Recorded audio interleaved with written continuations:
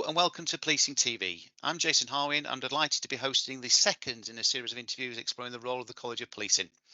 As many of you will know, the forces and policing generally is facing a number of significant challenges at the moment, and the college has a real key part to play in helping overcome them. I'm delighted again to be joined by the exceptional distinguished leader, the Chief Executive of the College, Andy Marsh QPM. And during this episode, he'll share with us the roles, responsibilities of the college, its current priorities and challenges, how the college is ensuring it is fit for the purpose, again, importantly, how it's helping frontline officers and staff, and then importantly, Andy's vision and ambition for the college going forward as well. So, Andy, welcome back. And as always, a massive thank you for your support and your valuable time. So let's get straight into it. Talk us a little bit about the roles and responsibilities of the college. So the College of Policing celebrated its 10-year anniversary last year, and it's an institution that is the standard setter for policing in England and Wales. It is responsible for a number of things. So it's responsible for overseeing the evidence base of what works in policing, for overseeing the training standards of all police officers and staff, and it's responsible through doing that for achieving consistency over the things that matter most to the public that we're here to serve, that officers and staff would expect to be consistent from Cornwall to Cumbria, and then importantly, as I've mentioned, what should be consistent for the evidence base. And examples of where we've been doing that, for example, improving our response to rape.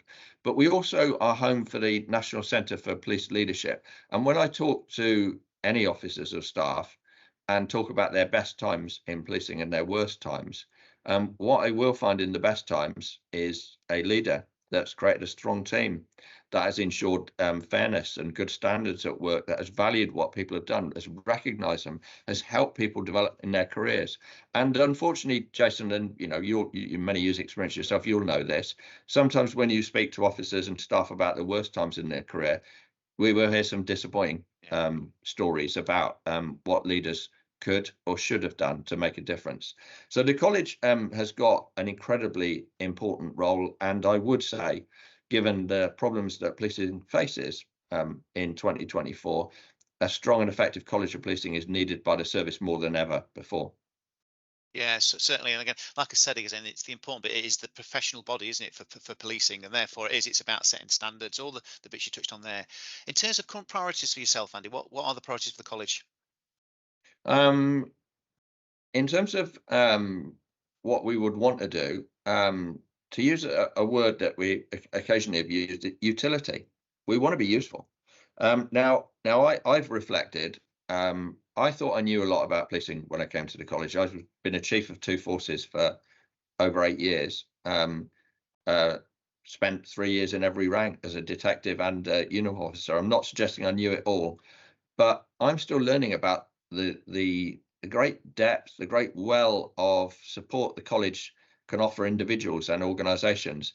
And my goodness, I wish I'd known about the sort of products and services that we offer for policing in every single role I've occupied over the last 37 years. In terms of how do we prove and underpin that utility, that use to catching criminals, reducing crime for our workforce, I would like them to see us as relevant to the problems that they face, dynamic enough to keep up with the pace of policing, and then connected to them, the service. So ultimately, for what is still a relatively new College of Policing, as I said, 10 years old, I would like people to see it as my College of Policing, because they take a pride in their profession and the knowledge and the support and the value that underpins the standards that we deliver. So, and again, importantly, Andy, obviously, like I said, you're the professional body. You say about being relevant, dynamic. Clearly, a lot of the viewers will be frontline operational staff, whether it be police officers, police staff. What sort of message would you give them in terms of how the college could help them in terms of their day-to-day business? Well, apart from setting the curriculum for all police learning, and we've just developed and refreshed the curriculum for new entrants into policing, putting a finer focus, for example, on the new code of ethics, on tools, tactics, and knowledge to tackle violence against women and girls, the capability and curiosity to run a high-quality investigation. So everyone who comes into policing as an officer will experience that. And then your CPD your force should have a significant responsibility with you for your continuous professional development. But if you're a professional, you've got responsibility yourself. Have a look at our website. So in order to be more dynamic, we've got something called the practice bank. So rather than wait for the full evaluation of academic evaluation of some knowledge, useful though that is, and you'll find that in our What Works website, the practice bank has now got approaching 100 areas of practice which are promising and innovative. So whatever problem you're facing practically to cut crime and catch criminals, you will find something on the College of Policing to help. We delivered, Jason, over 100 courses from Brighton and Harpley Hall. Many of them are specialists that only we can do. We license other products. So an area of growth and improvement is that we took an action from Chief Constable's Council to improve officer safety training. And we're now delivering to forces in England and Wales police and public safety training with two big ideas in it. One is it's based around scenarios, person with a knife, someone who's drunk. And the second big idea is those scenarios do, as the real life does, contain de-escalation opportunities. And de-escalation is such an important thing. But where we've found evaluation of the training has taken place, we continue to evaluate it, by the way, there are 6 scenarios.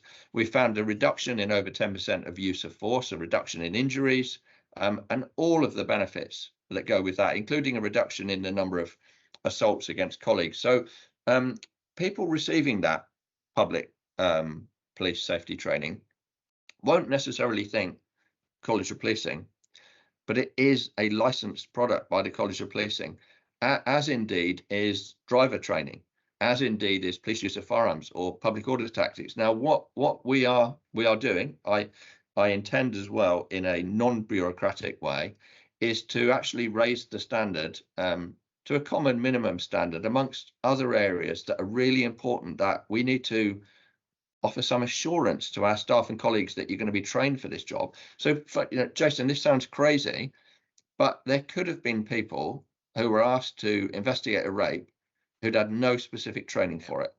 And by April of this year, the college will have trained 2,000 specially trained rape investigators working in partnership with Operation Soteria. But we will be developing a licensed product, and we will hold a register of trained rape investigators. Now, I've got 2 daughters who I obviously love dearly. Can I imagine the awful thought that if they suffered a crime like that someone would be asked, however well-intentioned they were, however skillful they might be, possibly even however experienced they might be, but we've got a very young workforce. Go on, just have a crack at that. It will be all right, wouldn't it? Yeah. So the college is looking to professionalize lots and lots of areas like that. And these are the things that matter to me. Yeah. And in terms of making sure it is still relevant and current, Andy, what sort of things are the college doing around that? So we work very closely with every portfolio, from operations to crime investigation to undercover policing. But one of the things that, and if anyone from within policing or indeed from outside is wondering, I wonder how I get involved in that. One of the ways in which the college stays relevant and dynamic is through getting brilliant secondees in, really working them hard in a way that gives them the opportunity to influence national strategic direction about improving policing, something we're all passionate about. Yeah. And then my determination is we give them a helping hand with their careers. So they come in as really experienced operationally, they influence the national picture, and then hopefully they'll supercharge their career and go on to even better things. So if you want a job with us, look at secondments, look at the College of Policing website. We employ about 750 people, but Jason, that's another thing that is exciting about the College of Policing. We're we are small. Our overall budget, half of it is earned income, half of it's grant, is about 70 million, 750 people, but we operate in a 17 billion pound system. Yeah. And if you're interested in how a really small thing makes a massive difference, then this College of Policing is the place for someone like you. Yeah.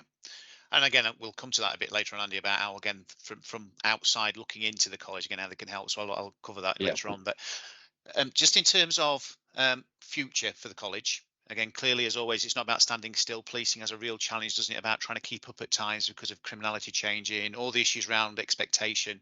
In terms of that future looking, what are the college doing to be trying to be future proof, if you can ever be future proof in policing? So we need to be everyone's college of policing, not just those within specialist roles. And I've explained a couple of areas like driver training and initial recruitment and personal safety, that we're generic, we're not specialist.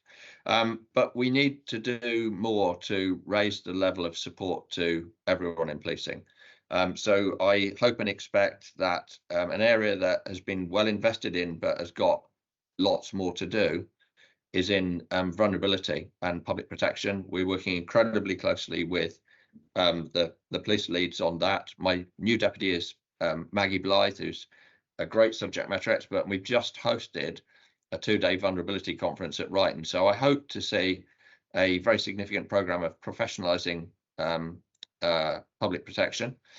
I hope also to see an area which is done fantastically by thousands of practitioners throughout England and Wales, and that's neighbourhood policing.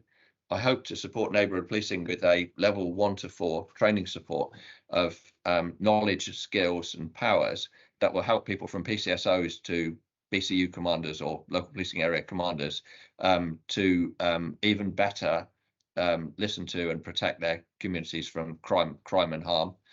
I think this idea of licensing and accreditation is one that we will see grow, Jason. Yeah.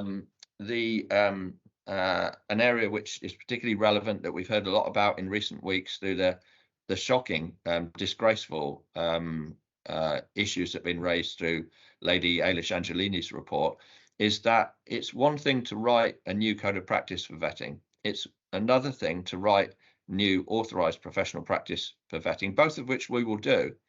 Unless those standards are consistently implemented, then actually our work will fall short of its needs and expectations. So it's my intention, working with the service, the leads in this area, Debbie Tedds, the Chief of Warwickshire, Craig Guilford, the Chief of West Mids, it's my intention that we deliver a programme of training to people who work in vetting units, and then we make sure that the gaze of the leaders of the service doesn't move away from what's been a Cinderella service in the past, vetting. And I intend to accredit or license those vetting units. So if they're not applying the APP and the codes consistently, well, they're not authorised to do vetting. Now, that's a challenge which we'll work with the service to get to. But I intend that the College of Policing uses hard levers as well as soft levers to raise the standards of the service. And you're touching on a really important point there, Andy, about consistency, isn't it? If we're not careful, again, the college can do some exceptional work, and as you are doing some exceptional work around sending standards, expectation, but the reality is it's not adopted within local forces to the standard required, straight away, potentially the public will get a different service, which is not acceptable, is it? Yeah, and I mean the advice and guidance and the standards that we set have to help officers and staff cut crime, catch criminals, keep the public safe, and so they need to be set at an appropriate level. You know, I shouldn't, and I won't overgild the lily in terms of stretching the service too far in too many directions. But in a time where we talk about getting the basics right, having basic minimum standards for crime investigation, for public protection, seems a pretty sensible direction to go in, and that's a direction. And the one other area that I didn't say is really important to me is around leadership development. Now, everyone in policing is a leader, from the new recruits walking through the door, leading each other, as well as leading the public in an operational situation. But there hasn't been a sufficient amount of investment or time spent in leadership for the last 10 or 15 years. If we are to meet public expectations on performance and standards, and hence rebuild trust and confidence, my goodness, Jason, we've got to spend more time and effort developing ourselves as leaders at every level, from chief constables and chief officers through to new recruits, police staff and police staff leaders. Yeah, and I think that's a nice point to stop this episode, Andy, because ultimately, as you quite right said, the college can do and is doing some outstanding work, but importantly, it's again making sure individually and collectively as a service, everybody's taking their own responsibility. So, Yeah. Andy, you've touched on there a couple of really important issues around how other officers, other staff can actually engage with the college, both in terms of opportunity to understand and develop their own CPD, be part of the college to help influence for the future. But at the same time, policing is not that different across the world.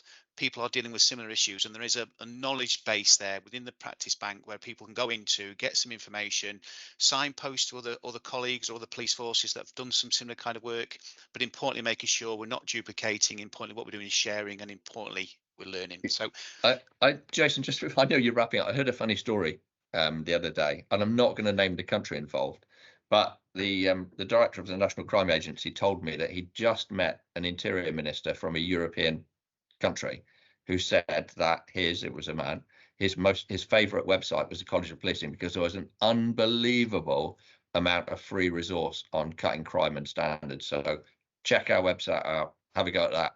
yeah, and I can certainly say, because I've been involved in some of the work as an associate, Andy, that's going to expand further, isn't it? Linked to the HMIC inspections, everything else. So it's a source of information there that if we're not using it, we're missing a real great opportunity. So we have come to the end of the time for this one. So as always, a massive thank you, not just for the time today, but your continued commitment and leadership in policing.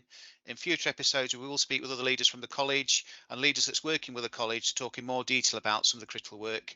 So, but for now, thanks for watching and look out for episode 3.